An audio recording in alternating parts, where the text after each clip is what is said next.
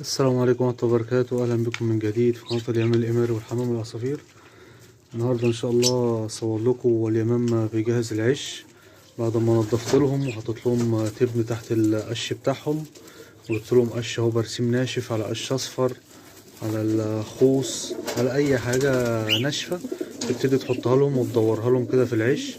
هما بيبتدوا يظبطوا فيها ويدوروها ويلموا القش الزيادة مثلا الناقص، يقعدوا يعملوا الداير بتاعهم بحيث ان هما ايه يقعدوا ويبتدوا يرقدوا ويحضنوا لحد ما ايه تبتدي النتاية بقى تبيض وكده. وان شاء الله يعني ايه ما بياخدوش وقت طالما انت حطيت قش وظبطت لهم الدنيا، بيبتدوا ايه يخلصوا على طول في البيض، يعني يبيضوا على طول. طبعا زي ما حضراتكم شايفين كنسنا الارضيه، حطينا تبن. طبعا التبن لا مش ملزم، بس انا بحطه لهم يعني في الشتاء كده، يعني ايه بيبقى مثلا بيدفي شويه في الشتاء كده، يبقى هو حامي شويه كده في فايه فبيدفي شويه. وطبعا حطينا القش فوقيه وكده، بس ما شاء الله تبارك الله يعني يعني الدخر زايف، بصراحه صرفت له في قش على طول. ده الدخر اللي في وشنا اهو، هو حتى هو اللي بيجهز اهو، عمال يجهز العش للنتاية العش وكده. فقلت ايه اجيب لهم قش واصرف لهم، حتى الجوز دول برضه عايزين قش اهو اهو، عايزين يظبطوا قش، بس ايه ما فضلتلهمش بصراحة، فانا هبتدي اجيب لهم قش دلوقتي واحط لهم برضه. ادي يا جماعة، ادي الارضية اهو، وجبت كبش التبن، جايب شكارة كده صغيرة وقوم جاي فاردها اهي، وابتدي اجيب شوية قش.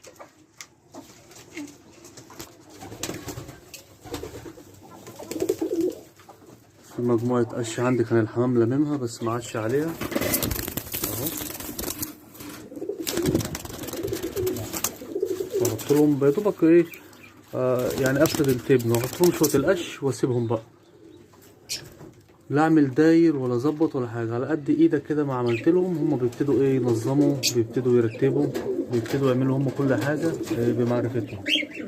لكن انت بقى ايه ما تقعدش تنظم وانت عايز ترتب كده بالشكل ده بالشكل ده، لا. كده ما شاء الله اهم الجوزين اهم محضرين كده ومجهزين، ادي جوز اهو وادي التاني اهو. عايز في الشتاء تفرش فرشة التبن، وكده كده التبن رخيص، يعني كيلو ممكن تلاقيه عند مثلا العلاف ولا حاجة في حدود 3 جنيه ونص أو 4 جنيه، أو قول بعد الغلا ده 5 جنيه، مفيش أي مشكلة. هتجيب مثلا كيلو ولا 2 كيلو تسيبهم عندك، تنضف في الأرضية حلو، وبعد كده تقوم جاي فارش التبن، وبعد كده تقوم جاي حاطط شوية القش.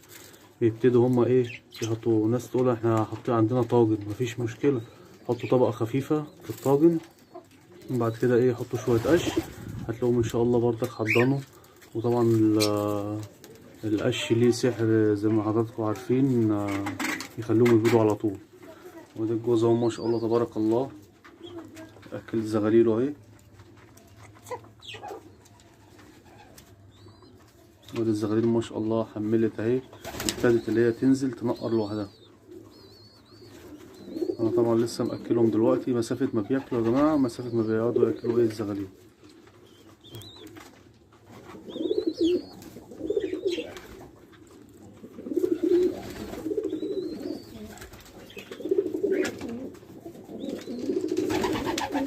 نرجع لنظام العش اهو، دي النتاية ما شاء الله الحمراء مطوقة بطوق ابيض، وادي الدكر الامري اللي الطوق بتاعه اسود. هيبتدوا بقى ايه قصتهم بقى في الحاجة زي كده، اللي انت ايه ما تقلقهمش ومالكش دعوة بيهم خالص بقى. انت خلاص حطيت لهم فرش لهم الارضيه وحطيت لهم القش، خلاص سيبهم بقى. هي هتقعد بقى النتاية تروح شمال وتروح يمين، ممكن يفركشوا القش كله، مفيش اي مشكله، بيرجعوا يرتبوه تاني ويبتدوا هم يحضنوا بمعرفتهم، بحيث ان هم ايه هم اللي هيقعدوا، هم هيستريحوا في الحته دي. طب افرض انا حطيت لهم في الحته دي راحوا جايين ناقلين في الحته اللي قدامها زي كده مثلا، هيحطوا مثلا هيرقدوا هنا، لا مفيش اي مشكله، سيبها راحتها، تبيض هنا تبيض الناحيه التانية، تبيض في اي زاويه هي عايزاها، هي اللي هترقد وهي اللي هتستريح. لكن اللي انت تقعد بقى تقول لا انا الحته دي عجباني تقعد هنا، لا كده هتقلق وممكن متبوتش خالص. اهم حاجه في تجهيز العش ده اللي انت تسيبهم براحتهم خالص، زي ما بيقولوا كل واحد ينام على الجنب اللي يريحه، سيبولهم خالص بحيث ان هما ايه ما يقلقوش ويأخروش بيض يحسوا بقلق. لا، احنا مش عايزين الكلام ده خالص. احنا عايزينهم اللي احنا ايه، عايزين منهم انتاج، عايزين منهم شغل، عايزين تبيض، عايزينها تطلع. نسيب الحاجات دي كلها بحيث اللي هي ايه تبيض على خير وبيض باطمئنان، بحيث اللي هي تبيض وترقد على البيض. ممكن تبيض وانت تقلقها تقوم من على البيض، لا احنا مش عايزين كده. ممكن انت تفقس الزغاليل متقدرش تاكلهم، لا احنا مش عايزين كده برضه. احنا عايزين ان احنا هي تبيض وتشتغل وتظبط الدنيا معانا عشان نلاقي ايه انتاج ونلاقي شغل ونلاقي كل حاجه حلوه معانا. وده ما شاء الله الزغلول كبر اهو، طالع شكل ابوه. شوفوا يا جماعه الزغلول اللي احنا كنا لسه مصورينه من يومين، يعني مش من يومين، يعني في حدود اسبوع اهو. بصوا ما شاء الله بقى عامل ازاي، طالع طبعا شكل ابوه الاحمر مطوق برقبه بيضاء. وانا اخوه التاني توفاه الله، بس ده اللي فضل اهو. الحمد لله، قدر الله ما شاء فعل اهو. بصوا الزغلول يا جماعه ما شاء الله صحته عامله ازاي، تمام مفيش اي مشاكل.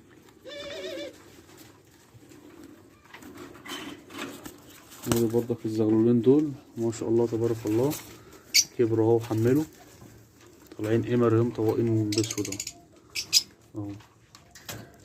ما شاء الله تبارك الله صحتهم كويسه، والزغلولين قد بعض ومريشين على طول.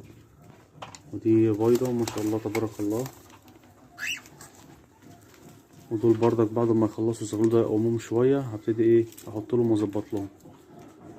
بصوا يا جماعه النتايه بدات ايه، كانت لسه قاعده ما شافتني بصور قامت، تبتدي تقعد بقى وتلم القش حواليها وتبتدي تظبط هي بمزاجها هي. او انا كده خلاص، انا سبتهم، انا عملت اللي عليا وخلاص وسبتهم. وحتى لو قعدوا ينقروا في التبن ووقعوا كله فضوه مفيش اي مشكله، خلاص انا عملت اللي عليا. حطيت لهم بحيث ان هما ايه يدفوهم والرقده متدفيه، ان انا حطيتهم فوق السطح ما تكونش سقعانه، ما تكونش في اي مشاكل فيها ايه تضايق. ده هم بيظبطوا، وده هي برضه بتقعد تتعرف وتنقر في التبن اهو. طبعا انتوا يا جماعة لو مفيش حد مثلا جنبه حد بيبيع تبن او بيبيع اي حاجة، مفيش اي مشكلة، يحط القش بس ويظبط لهم الدنيا وتلاقوا ان شاء الله تلاقوهم برضك باض وطلعوا مفيش اي مشاكل. هي بس شوية التبن دول بس ايه زيادة ايه تدفئة شوية، لكن هو لا بيزود ولا بيقلل اهو. بصوا يا جماعة، تمسك القشاية ومثلا تروح دي كده النتاية، دي النتاية بقى بتبتدي ايه تظبط على دماغها زي ما حد بيروق شقته كده، هي بتروق اهي. تجيب دي هنا، تجيب دي هنا، تنقل دي هنا. سبحان الله برضك فيهم النظام وفيهم الراحة، مفيش اي مشاكل خالص. طبعا في اي حاجة في وقف عندكم اي حاجة عايزين تظبطوها برضك قولولي، احط رقم الواتس ماشي. اتصلتوا بيا مفيش اي مشكله. انا ساعات والله ما بردش، بس كان في ظروف اليومين اللي فاتوا دول، اعذروني لو حد رن عليا يعني وما عرفتش ارد عليه، كان في ظرف الله عندنا طارئ فما عرفتش ارد على حد خالص، حالة وفاة يعني. الحمد لله وقدر الله ما شاء فعل، وربنا يرحمنا ويرحم جميع المسلمين. دي كده ان شاء الله بامر الله ادينا رمينا لهم القش، وهننتظر منهم بقى نشوف ايه هيبيضوا امتى وهنشوفهم امتى، عشان دول اول شغل ليهم. اول شغل ليهم دول ماليش دعوه بيهم خالص، مش هبصلهم غير ما تبيض اول بيضه، ابتدي انا بقى ايه ابص ونصور. دول ما شاء الله دول بيضوا كذا مره وطلعوا كذا مره، ويمكن في فيديوهات انتوا شفتوهم فيهم كتير، مفيش اي مشكله فيهم. اول ما يبيضوا الجوزين دول اللي انا مظبط لهم الدنيا هوريهم. ودول طبعا جاهزين برضك على شغل ان شاء الله بامر الله. برضك هبتدي ارمي لهم شويه تبن وشويه قش بحيث ان هم ايه يشتغلوا برضك.